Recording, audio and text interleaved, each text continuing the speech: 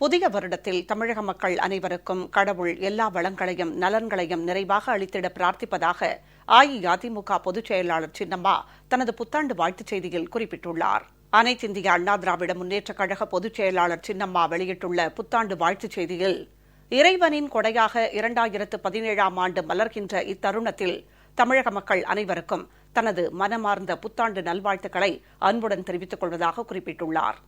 இந்த புதிய வருடத்தில் தமிழக மக்கள் அனைவருக்கும் கடவுள் எல்லா வளங்களையும் நலன்களையும் நிறைவாக அளித்திட பிரார்த்திப்பதாகவும், தமிழக மக்கள் மட்டுமல்லாது உலகெங்கும் வாழும் பல கோடி மக்கள் நம் அன்புக்குரிய அம்மா நம்மோடு இல்லையே என்கிற ஆழ்ந்த மனவேதனையோடும் புரட்சித் தலைவி அம்மா மீதான தங்கள் அன்பு நினைவுகளோடும் இருப்பதை அனைவரும் உணர்வதாகவும் தெரிவித்துள்ளார்.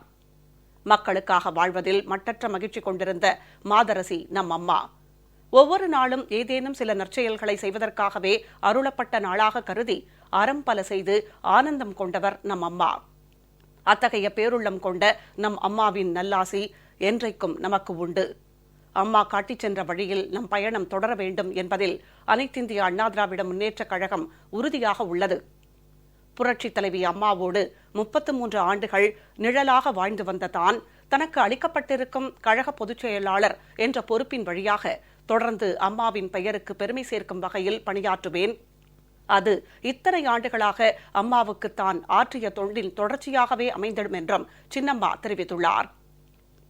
புலர்கின்ற புத்தாண்டு உங்கள் அனைவருக்கும் மிகச்சிறப்பான ஆண்டாக அமைந்திட மீண்டும் ஒருமுறை தனது புத்தாண்டு நல்வாழ்த்துக்களை அன்போடு தெரிவித்துக் கொள்வதாக சின்னம்மா தனது புத்தாண்டு வாழ்த்துச் செய்தியில் குறிப்பிட்டுள்ளார்.